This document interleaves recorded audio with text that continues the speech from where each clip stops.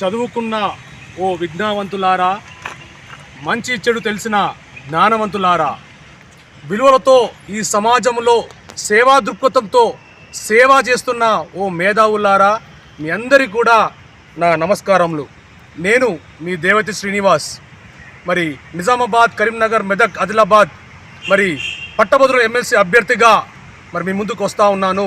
నా serial number 31. మిమ్మల్ని అందరినీ ఒకటే విజ్ఞప్తి చేస్తూ ఉన్నాను.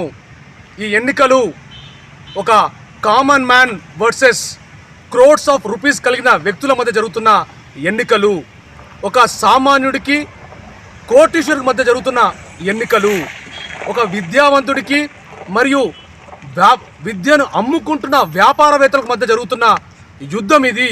ఈ యుద్ధములో మీరే సైనికులై, మీ ఓటే ఆయుధమై, మరి ఈ డబ్బుతో మరి సీట్లను కొనుక్కుంటున్న ఈ కోటీశ్వరులకు, మరి విద్యను అమ్ముకుంటున్న మరి ఈ వ్యాపారవేత్తలకు మీరే గుణపాఠం చెప్పాలని మీ అందరూ కూడా విజ్ఞప్తి చేస్తూ ఉన్నాను.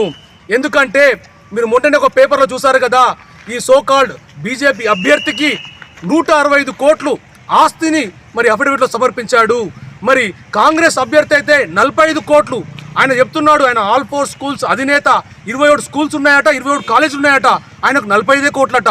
దయచేసి పట్టభద్రులారా, మీరు ఒకసారి ఆలోచించండి.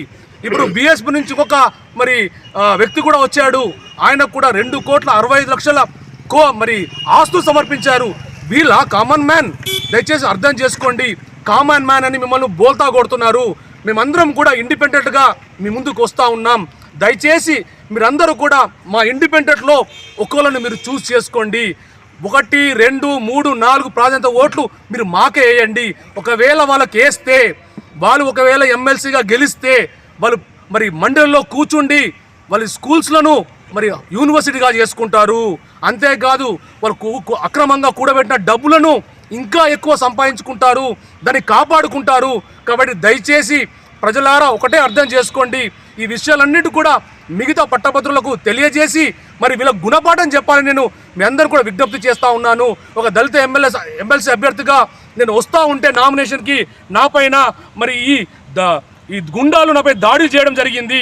వీటిపైన కూడా నేను ఎక్కడంటే అక్కడ కంప్లైంట్ ఇస్తున్నాను, కానీ ఎవరు కూడా, ఎందుకంటే అధికారం వాళ్ళ చేతిలో ఉన్నదని ఎవరు కూడా ఎటువంటి యాక్షన్ తీసుకోవట్లేదు. కాబట్టి మీరే మరి రాజులుగా ఉండి మరి మమ్మల్ని ఒక సైనికులుగా చేసుకుంటారో, మరి భటులుగా చేసుకుని మీకు పని చేయించుకుంటారో, లేకపోతే ఆ రాజులకు ఓటు వేసి మీరే బానిసలు అవుతారో మరి మీరే తెలుసుకోవాల్సిందిగా విషయంలో మీ అందరినీ విజ్ఞప్తిస్తూ సెలవు తీసుకుంటున్నాను. జై భీమ్, జై పూలే.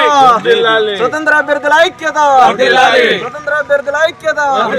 కరీంనగర్ పట్టభద్రుల ఉపాధ్యాయుల స్వతంత్ర అభ్యర్థుల ఐక్యత.